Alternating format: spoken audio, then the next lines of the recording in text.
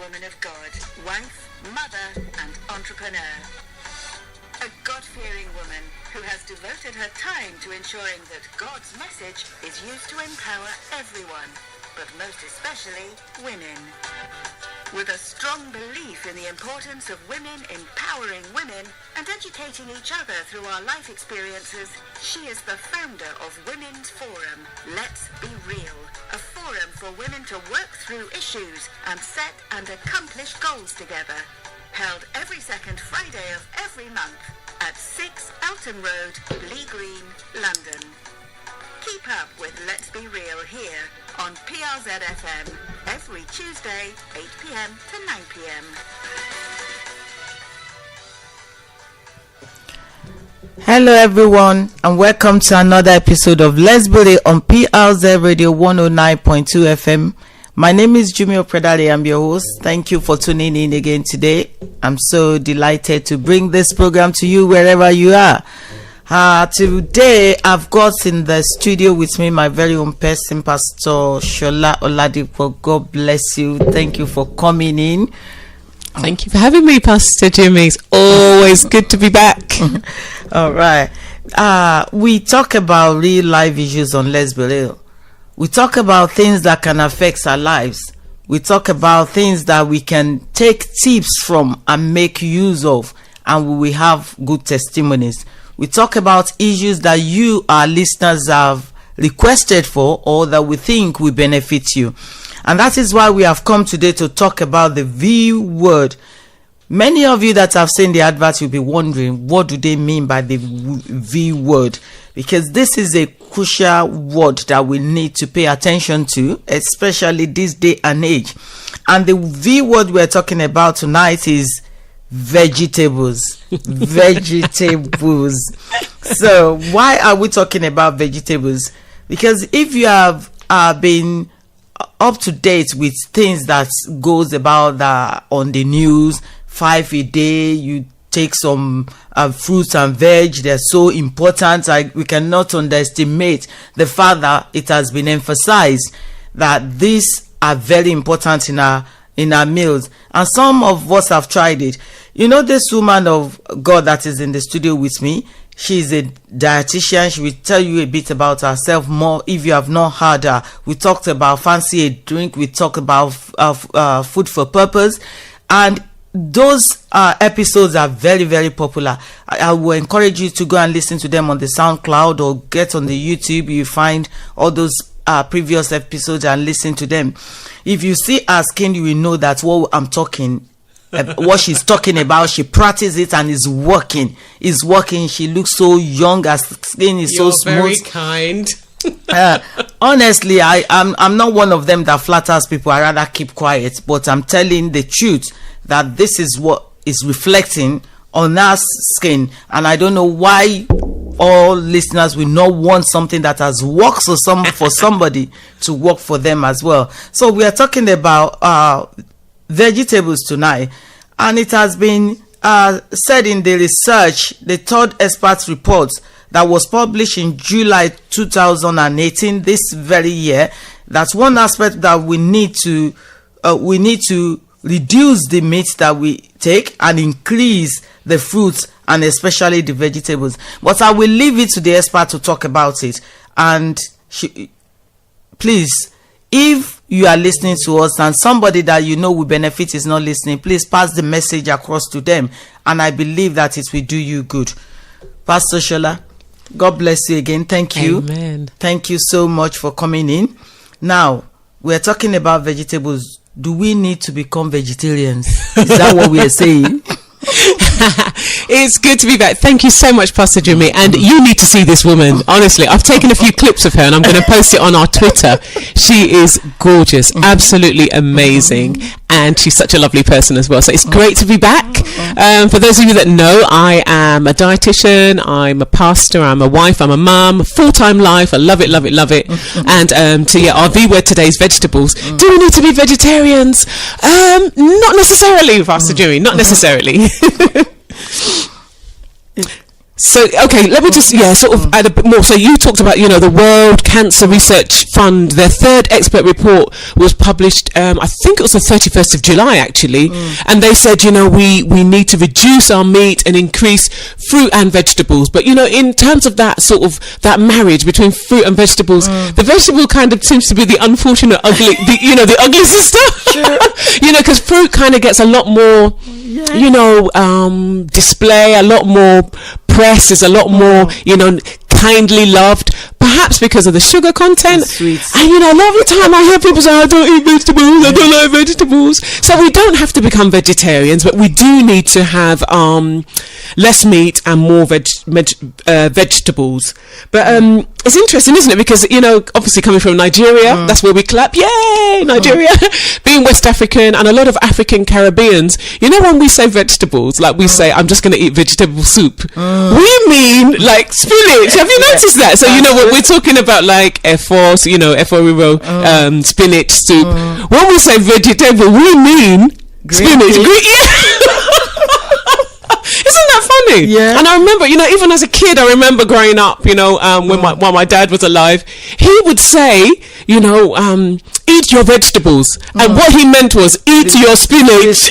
Yeah. So I kind of grew up thinking that, like, vegetables means spinach or ugu ugu, bitter leaf, anything greenish on our plate, it's vegetables. And I think a lot of African sort of, particularly maybe in the west of Africa, we kind of narrowed ourselves into this little box where vegetable means is leaf. Yeah, exactly, is leaf. And anything outside of that is kind of like, all right then.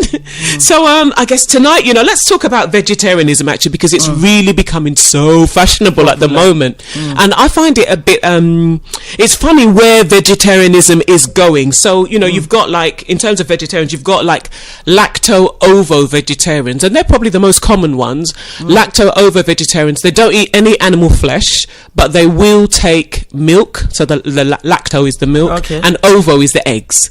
They're most common. Lacto-ovo. Yeah, lacto-ovo. But then you've got, like, people say, I'm a lacto-vegetarian, so I wouldn't understand what they and it can get quite confusing. So I'm a lacto-vegetarian, which is I don't take milk, but I do take eggs. And then you've got ovo-vegetarians who don't take milk, and the other way around. What I find interesting is now you've got people who are semi-vegetarians. Okay. So we call easy. It's do you know what, Pastor? It's so confusing because they call themselves, I'm a flexitarian.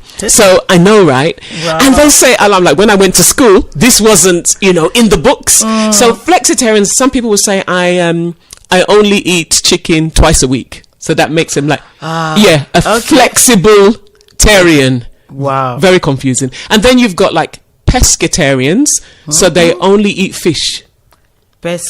Pescatarian. I know, right? And then you've got polo vegetarians. Polo is, I only eat chicken, but I don't eat red meat. I know, right? It's so confusing. And then you've got pesco polo vegetarians who will say, I only eat fish and chicken, I don't eat red meat.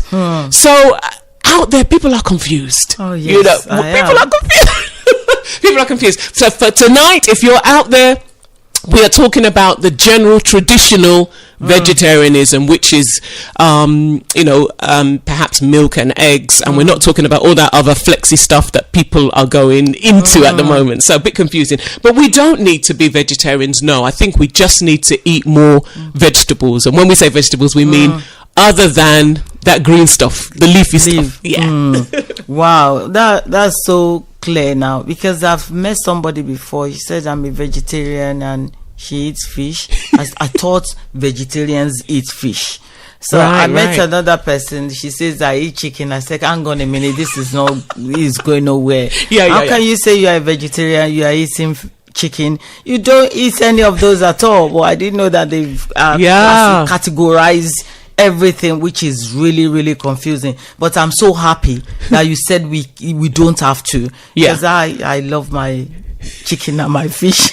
And I think all your listeners out there are probably thinking, praise the Lord now. Exactly. I will praise him every day. Because do you know what I have found? Not all, but a large percentage of perhaps African and Caribbeans, a large percentage, but not all, we love our meat, don't we? And if it's not red meat, people love chicken. What is it about black people and chicken? I don't.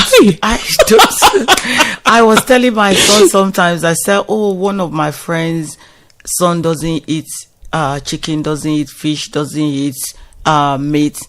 And my son said, Mom, hang on a minute.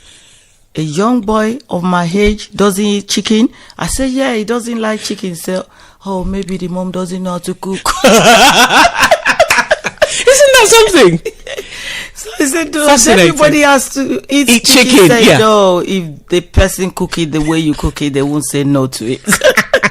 And it is something, isn't it, that, I guess it's one of those meats that always seems to be on the menu. So we don't have to be, and like you said, there are a lot of people flexing up and down with it, but we don't have to be vegetarians, no. Fantastic. That's good to hear then. Okay.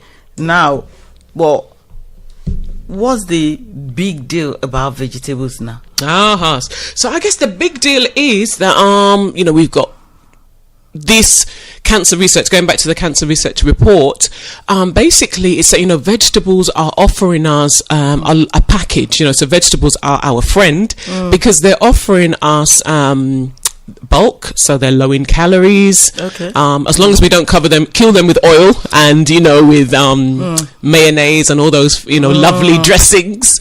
They're low in calories and they fill us up. They give us fiber, which is fantastic for our bowels, especially when we see the incidence of things like bowel cancer is increasing, particularly in black men. True. Yeah, increasing. So it's important to have vegetables.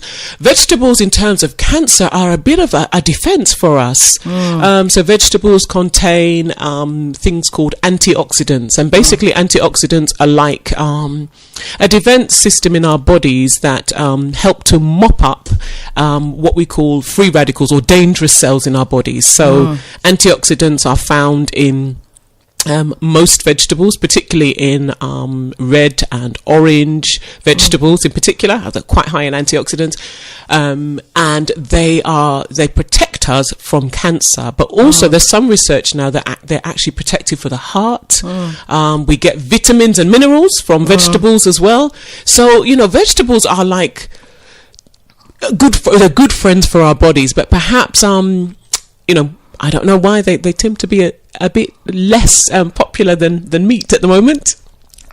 I agree with you that vegetables, they're very, very good. And there's something that I noticed when I make salad, and that's what we're having for dinner, it takes longer to eat the salad than to eat pounded yam. So true. Yeah, by the time you eating the salad, you think you've done a lot of work and you are stayed there and you are full up at the end of the day. You can't even bother to eat something else. And that is really good. But when you eat pounded yam or rice, it's just going.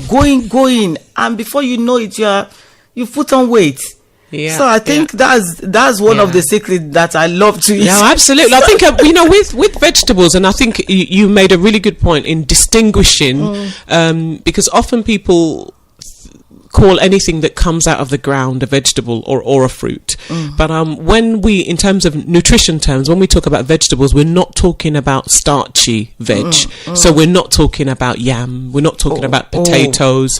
We're not. So when we say increase your vegetables, we're not saying go and eat more yam. We're talking about those that are lower in starch. Like red kidney beans? Kidney beans come under what we call beans and pulses. They are vegetables. Okay. We're talking about sweet corn. Yes, comes in, but more the things that are lower in calories, like peppers. Green peas come under it. Lettuce, peppers, carrots, parsnips, courgettes, salad vegetables. So if you think about cucumbers. Gosh, I said courgettes, didn't I? God, there's so many. Squash. Good Lord, there are so many of them. Onions. If you think about a salad and you think about things that are side dishes, broccoli, cauliflower. Yeah, those are the ones. Peas, green beans. Those are the ones that we want people to bulk out on. Because as you said, it takes longer to eat them. Yeah. And your body doesn't digest them because all that your body takes is the vitamins and minerals, and the rest is what gives us the bulk to make a poo. Ooh. Yeah, so people who have diets that are low in vegetables and fruit, but because we're talking about vegetables tonight, they have a diet low in fiber, and they find it hard to do a poo. Now that may not sound like a big deal, but it is a big deal because constipation at the moment, chronic constipation is actually just as bad as another disease. If you imagine that what you take in is not coming out. Yeah. And then your body will not feel the same. Correct. And people really don't, because what we're building up in the body is toxins. If you imagine not going for a poo for 2 weeks, can be awful. And sometimes people who have diets low in vegetables or fiber, they can get in a mess. More to the point, we talked about antioxidants. That stuff in the body left in there is producing, constantly producing bacteria and can cause abnormal cells, and that's how people get things like cancer. And then, of course, to get it out, people strain when they do a poo, so they can have things like piles, diverticulosis, bleeding from the bum, because when they do poo, it's so hard. So vegetables are our friends, and I'm glad you mentioned beans, especially beans. Especially beans. Wow. The bean family. This is Let's Believe. We're talking about the V word, which is vegetables, and Pastor Sola is encouraging every household even to start to eat more of this, as it has been researched, it has been spoken about many times, that maybe we just ignore because when we hear something on the news or in the papers that doesn't concern us or is not close to us, we just ignore as if we didn't hear. But now it's coming to you on Let's Believe on PRZ Radio 109.2 FM. We're talking about real life issues, things that will affect our life. Simple changes like that can make our health better. I don't know how many people use maybe laxative every week to go to toilet, because many people do. They just have to use laxative. Please change and start to eat more vegetables and see the difference. Please, when you have your testimony, share with us, and we'll bring it on here as well. Amen. Thank I love you that so much. Do you know what, Pastor Jummy? I was looking at the Bible, and before I was looking at Genesis chapter 1, and it's very interesting, although I think some theologians out there might want to dig into this, but the Bible talks in Genesis 1:29, God said to Adam and Eve that, look, I've given you every seed bearing fruit, and everything that grows from the ground belongs to you. So basically Adam and Eve actually were the life's first vegetarians. But it wasn't until Genesis 9, after the flood, that started eating meat. Isn't that something? Yes. And then when we think about Daniel, excuse me, and Shadrach, Meshach, and Abednego, they actually said that they will not eat from the king's table, which was full of meat, and they would eat vegetables. So I think even though, like, just as you said, people want ignoring what's on the TV, but come on, brethren, don't ignore what's in the Bible. Do you know what I mean? God was saying this long before CNN and BBC News. True. God was first, so He knew. You're right. God knew that vegetables were good for us. Yeah. And somebody was even calling my attention to this, that the majority of sickness that we have is at the cost of what we eat. Majority of the sickness, if we look down, we trace it down to what we are eating. So we need to eat right. Seriously. Need to eat right. It's funny because someone was asking me yesterday. I was speaking to some pastors yesterday at Roehampton University, and someone said to me, back home, he was talking about Uganda. Back home, he said, we used to eat really well, but he said, what happens to us when we hit Heathrow Airport? Why is it? Because when you think about it, and I think about my parents and my antecedents, I know that they would eat a lot of vegetables. They're very active, but when people hit that Heathrow, I don't know what it is about Burger. coming here. Yeah, maybe fast food, fast life, chicken and chips. Everything is perhaps we change. And you know, when I look at what people eat in Nigeria, when I'm there, people talk about African diets and Caribbean diets, how they're bad. I beg to differ. I think our diets are fantastic. Oh yeah. I think perhaps when we come to the UK, maybe we don't find those things easily. We don't find our ingredients, our own food, so we look for substitute. Sometimes we can't find it. Sometimes it's expensive or overpriced, so we end up eating chicken and chips or whatever. Which is a shame, because our diets are actually very healthy. When I think about what they really are, can be healthy. Perhaps is what we're doing to our food. We need to start to maybe the way we cook the things that are available, because we're not used to it and we cook the same way. I can't find, like my mom would say, I can't find this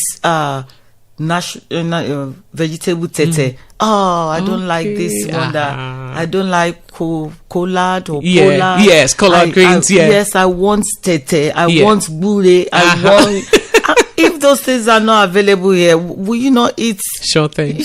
But you know what, Pastor? I'm finding now. I mean, we're doing some work with King's College, and we've had to. I find myself in the market looking for ingredients, and you know what, ma'am? I was so surprised to find a lot of our foods from back home are here, and I think one thing is that I'm finding out that a lot of our foods have a different name here. True. So thank you.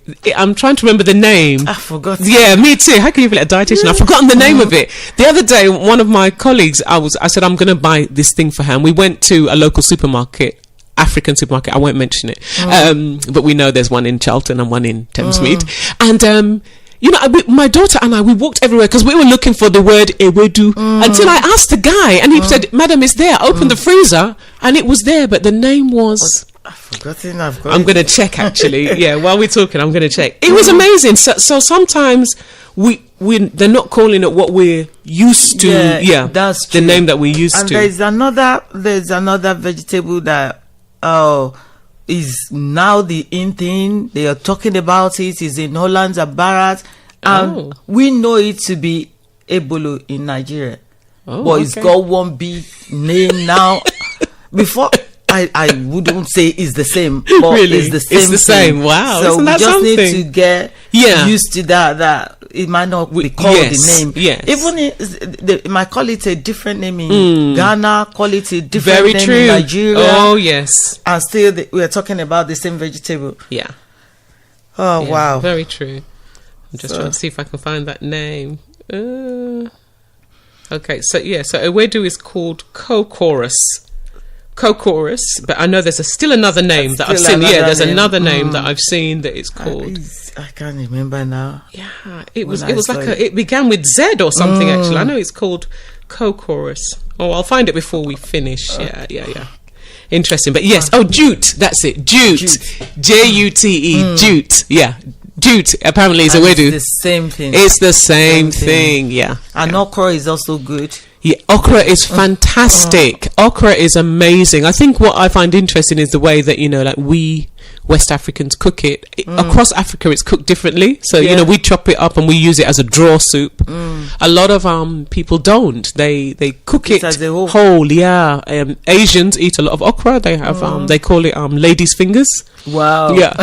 So but okra is amazing. Yeah. Okra is really good for you. Wow. So how do we add more veg to our daily, so that it won't be just weekend that we want to eat pounded yam and vegetable, or eba and okra that we eat vegetables? Yeah. So do you know what I think? I think as a rule, I mean I don't like rules. Perhaps as a habit, we should try and have some meat-free days. And I know that can sound very foreign, and so I think probably the Africans and Caribbeans are falling off their chair laughing at me.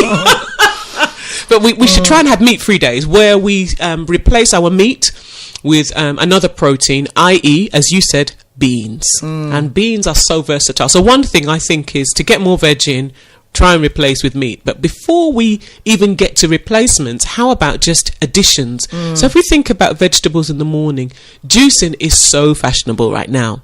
And one of my major issues with smoothies is that even though they're healthy because they're fruity, it's too much sugar.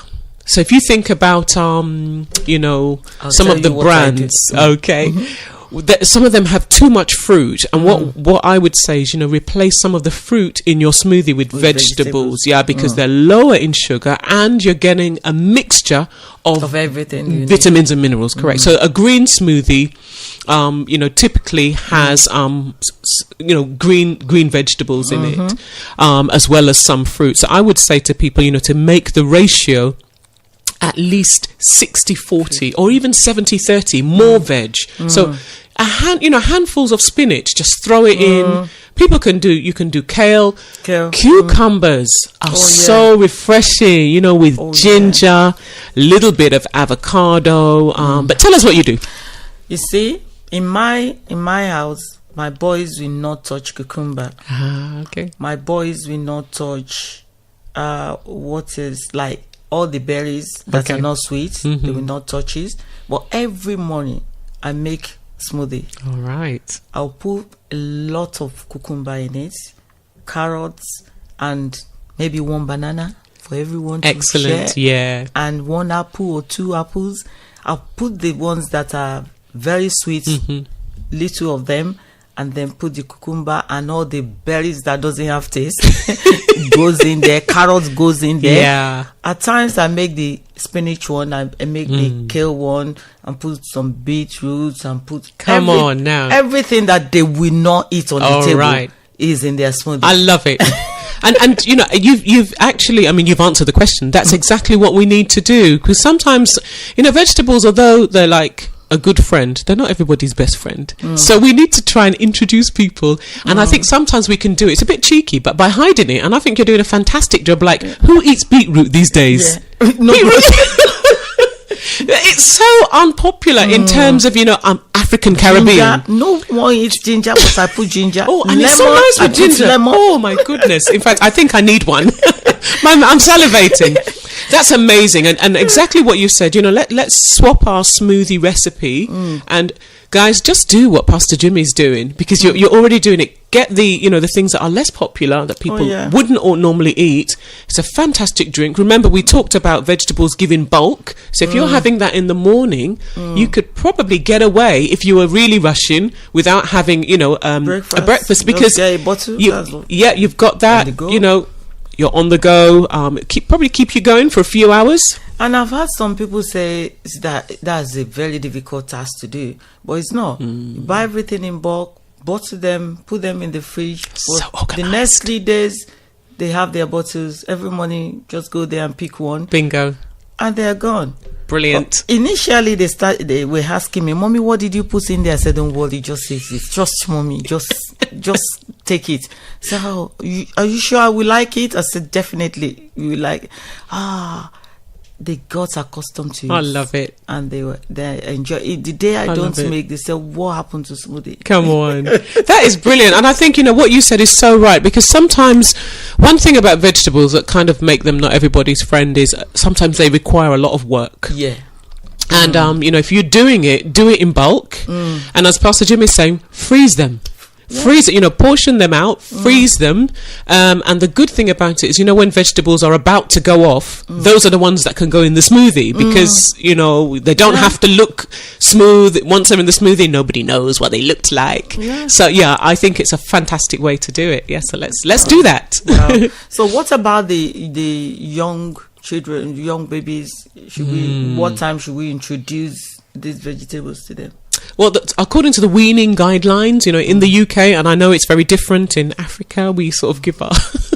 in the UK, it's 6 months, and it's not necessarily a must-do. It's a time to introduce solid foods in the UK, 6 months. And we would recommend things like broccoli, so boil it and mash it, carrots, boil it and mash it. But then, I don't see why, we couldn't be really boiling some of the more unusual things as well, like parsnips, and offering babies things like courgettes, things that perhaps not that popular. Because, do you know, the thing I find about babies is if we start them very young, it becomes a learned behaviour. That's true. When they see it. So my daughter has a friend who's got 2 children, and she often, this friend of hers often tweets or, puts on Instagram what her children eat. And these children eat so many vegetables. I'm like, how did she do it? But I think she started them from baby. So, like we are giving our child a rusk to hold on to. If that was a carrot or a cucumber, they're used to it. And the beauty of it, Pastor, is if mum is eating those foods during breastfeeding, the breast milk takes up the flavour of what mum is eating. Wow. Do you see? So the mum's breast milk already tastes a bit veggie. So it's not a brand new taste to them. Yeah. So I think, we introduce them early. And I know this might sound ridiculous, but we need to let children play with food. You know why? Because anything that children play with, guess where it goes? Their mouth. In their mouth. Wow. Haven't you noticed that? I mean, I'm fascinated how babies love to put keys and phones in their mouth. But if we start early and get them to play with, safely and supervised, so we don't want them putting things like peas, not sweet corn, please. I'm talking about things that are quite robust that they can't choke on. Yeah. Get them playing with them. In the mouth, they're tasting, they're liking, and using the food processor to whiz down the vegetables, get them used to it at a very early age. Save us of a headache later. That's true. Because I remember when I had my first son, all my children didn't take baby formula. They refused it. Really? Yeah. From breast milk to carrots and green peas. Okay. And potato, boil them together, blend them. Come on. And then use the spoon. Brilliant. Yeah. I put a bit of maybe butter when they were going older. From there, I started adding a bit of pepper. A bit of tomato. And they were eating like that. None of them accepted baby formula. Really? Wow. Isn't that something? Yeah. That's amazing. And I think, now I hear lots and lots of parents complain, my child doesn't like vegetables. And I say to them, a bit like what you're doing with the smoothie, hide it. So one secret is, when you're making bolognese, most children, I'm very loosely saying, a lot of children like spaghetti and they like bolognese sauce. And if you're giving them a meat one, liquidize the vegetable and hide it in the sauce. With spring onions. Really? Yeah. They know now, Pastor, because you said it on air. Hide it. Put it in there. Chop it up. And I think with children, sometimes when there's a fear, get them involved. So when you're shopping, get them to see what it's like, get them to touch. When you're peeling, get them involved, obviously safely again, so that they get accommodated with that food. Because a lot of the time, children's food aversions is around fear. So that we need to get them, used to food, get them accommodated with food. And it's amazing what they'll eat if they are able to touch and to explore it themselves. Okay, so that's the way we can encourage our children to eat veggies. But I think the big one, Pastor, is they've got to see us doing it. Okay. If Mummy and Daddy are always holding that big leg of chicken, and we're treating vegetables like second class, they're going to look and say, hang on, So I think the main thing is don't give them, do what I say. You do it, parents, so that they can also do it. Wow. Fantastic. We are talking about the VU word on Let's Believe. This is a real thing. We have to change the way we are eating so that we can have enough vitamins in our body. Let me quickly ask this: that do we need to take supplements after eating rightly? Absolutely, 100% not. And I love what you said. After eating rightly, absolutely not. I think I was reading some papers last week, which a lot of people will not like to hear, but this thing about taking vitamin C as well, there isn't that much strong data to show that taking vitamin C tablets is going to fight that kind of. People say to me, like, I'm stocking up on my vitamin C, and I'm like, really? Because vitamin C is water soluble, so you can't stock on it. Your body doesn't store it. So if you take, like people say, I'm taking mega doses to fight the cold, your body can't store it. So guess what? It just comes out in your pee. You pee it out. So the best thing to do, like you said, is to eat right. So we don't genuinely, if we're in good health, generally we don't need supplements if we're eating right and we're in good health, i.e. we don't have some kind of illness. Yeah. But talking about vegetarians or vegans, actually, and vegans I think are the ones that perhaps as a dietitian that we're little bit more concerned about them, and they may need a supplement, because with vegans, unlike vegetarians, they don't eat anything that comes from an animal. Nothing at all. Okay, they are the vegans. Yeah, so they will only eat things that came out of the ground. Which means that they can, I think supermarkets and companies have been a lot more versatile with foods and drinks, but things like iron will be sometimes an issue for vegans, because imagine they don't eat any of the iron rich meats, so like liver, kidney. You and I might have liver, kidney, red meats. They're high in iron, but they do eat beans, which are also high in iron. But if they do, they've got to eat. So if you're a vegan out there, or if I know it's very fashionable with sometimes with our younger people, you've got to make sure that if you're having your beans for your protein, you're getting your iron from your beans. You've got to have some vitamin C to release that, so the body doesn't absorb the iron unless it's in the presence of vitamin C. Wow. Yeah. So if you think about beans, high in iron, with tomato and lettuce, so you've got the vitamin C. So the mixture will release the iron. Without it, as a vegan, the risk is that they become anemic. Yeah, so if you're a vegan parent, which obviously is everyone's own prerogative, and you're introducing a vegan diet for your child, you've got to be so careful that those children are not anemic. And another one, which is even more grave or of more concern, is B12. B12 is only found in animal sources. Really? Only. So what do they do about that? They need a supplement or injections. Wow. Yeah. So, obviously people are making their choice, and we have to respect people's prerogative, but I think it's really important to say that a vegan diet can be healthy, but it's really important that vegans are looking out for their B12 and their iron, and also calcium. So remember, they don't drink cow's milk. They're not taking they're not eating fish, so they're not getting fish bones. We chew the bones, which we get the calcium. They're not taking animals' milk.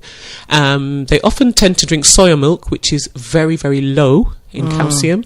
We can buy it in the store. It's fortified with calcium, but even then, sometimes they still need to take a supplement. So I think it's really important as a vegan, enjoy your vegan life, but watch out: calcium, iron, and B12. Really important. Okay, what are the reasons behind being vegan, being vegetarian? That's a good question. I think for some people it's religious.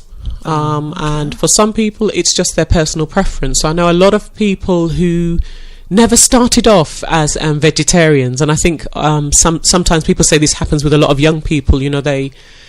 People find out how animals are slaughtered for food, perhaps they pity them, and sometimes it can be a bit inhumane. It can be like I think, if you kill an animal, you kill an animal, but there's some ways that animals are treated so badly that it can actually put people off, and therefore they don't want to have it. And then there's culture, which is different from religion, perhaps. In certain cultures, certain animals have symbolic meanings, and therefore they don't eat them. And then, I think there's just that thing where people don't like. People, some people say to me, I don't like the thought of chewing, another creature. I don't like the thought of it being in my mouth, which is interesting. But I know people who have gone the other way, so they've been a vegetarian, and the thing that tends to get people back to eating meat is, for some reason, is bacon. The smell of bacon. Yeah, I don't know what it is about bacon. People say, I used to be a vegetarian, but I missed bacon. So I know, right? I don't know what it is about the smell of bacon. I don't know. But so people make their choices, and rightly so. But it's really important that we stay healthy, and we're not putting ourselves at harm. And if there are any supplements that are needed, that we definitely get them. But as you've said earlier, if we eat right and we're in good health, we shouldn't need supplements. Fantastic. Thank you so much. This is very interesting, and it's such a useful information to know that you can be whatever you want to be. Yeah, you can. You can be whatever you want to be, but just be reasonable about your intake of anything. Correct. Everything. Yeah. And like my husband says, you can't get it wrong with eating just salad. You can't get it wrong.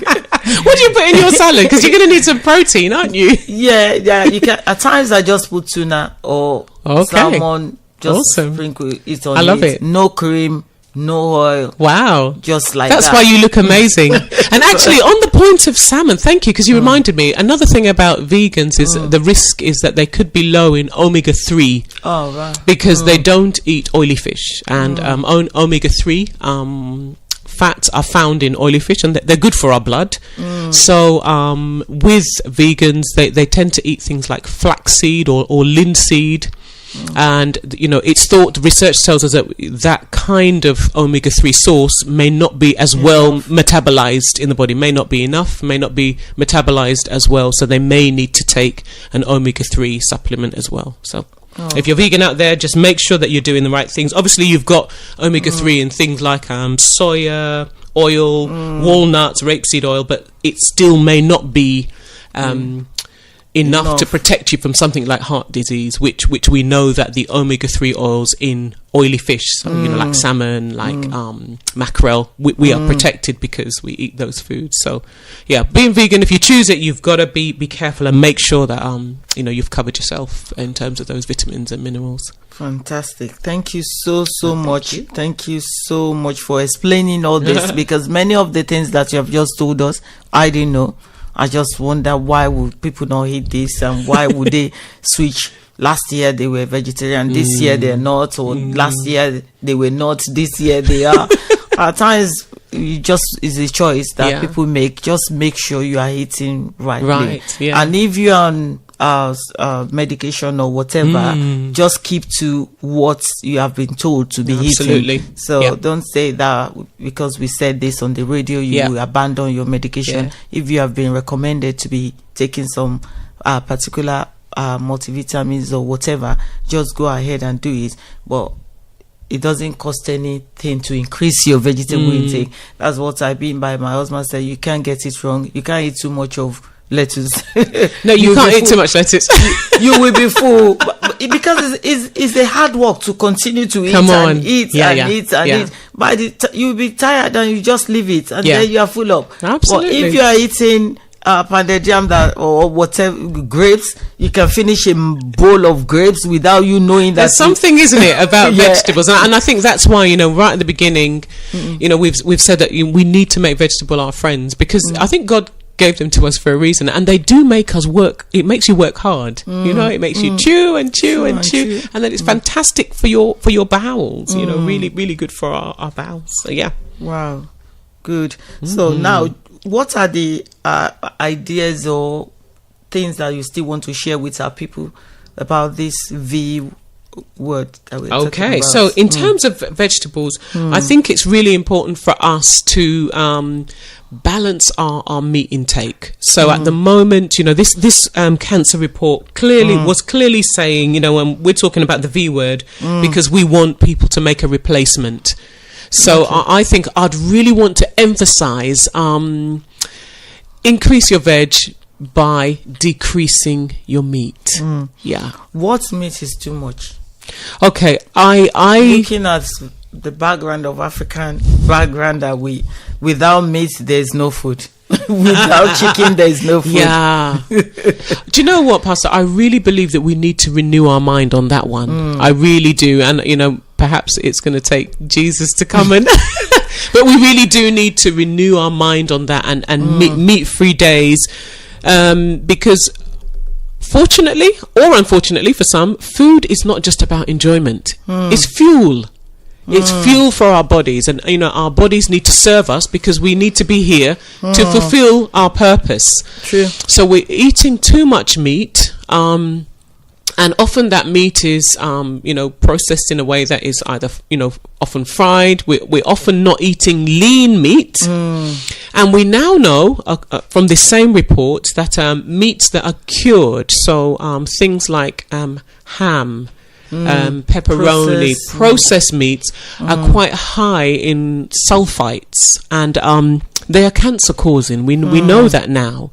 So really, in terms of, we don't just want to take it away. We want you to replace it with vegetables. So can we think about making vegetables as snacks, taking vegetables as snacks? I know people are probably laughing now, but think about it as, doing your body a favor. You spoke about meat, and one of the areas that I think we need to curb is red meat. Cancer researchers are telling us now not to stop red meat totally, but to decrease the amount of red meat that we eat. And if you think about red meat, we're talking about beef, goat, lamb, and those tend to be our good friends, don't they? We need to decrease those because of the risk of cancer. The other thing is, in terms of meat, is the way that we cook our meat. Some of the things that we're doing to them, we're often adding oil, or we're frying. So meat-free days, how do we do that? Beans. One thing I love about being African Caribbean is we eat so much beans, and we're good at it. We've got moi, we have akara. How do we have different kind of beans. We have honey beans, we've got black eye beans. We need to eat more beans and take the meat away. I know that would be a very hard work, but it's achievable. It's achievable. Putting the food on the table in a home without meat, chicken or fish, oh my God, people will be looking around. Have you finished setting the table? Or something is still coming.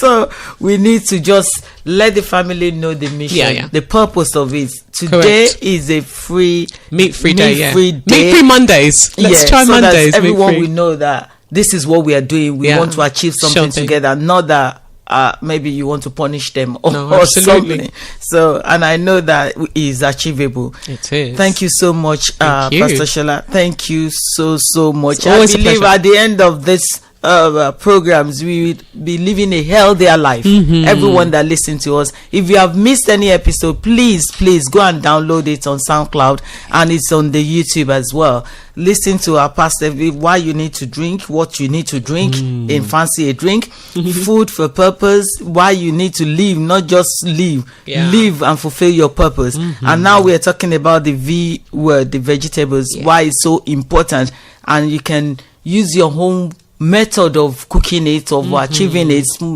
grinding it, hiding it, whatever you want to do to get it into your body.